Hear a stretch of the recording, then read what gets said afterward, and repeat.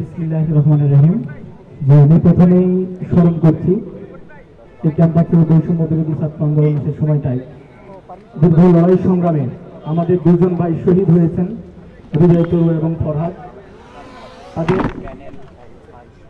তাদের এই শাহাদাতের মধ্য দিয়েই আজকে আমরা চমৎকার একটি ক্যাম্পাস পেয়েছি।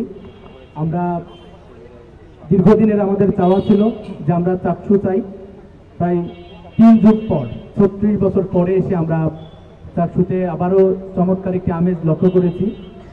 তো আপনারা আমার অনুভূতি জানতে চেয়েছেন। আমার মনে হয় নিঃসন্দেহে এটা অনেক বেশি কঠিন কাজ।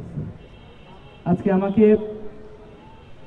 অনেকেই হয়তো চিনত একটি সংগঠনের প্রতিনিধি হিসেবে, কিন্তু এই ঘোষণার মধ্য দিয়ে আমি আজকে একটি সংগঠনের কেবল প্রতিনিধি নয়, বরং যদি আমাকে শিক্ষার্থী আমার ভাই বোনেরা আমার পাশে দাঁড়ায়, তাহলে এই ক্যাম্পাসে 27,000 শিক্ষার্থী ভাই বোনের প্রতিনিধি হিসেবে আমাকে কাজ করতে হবে।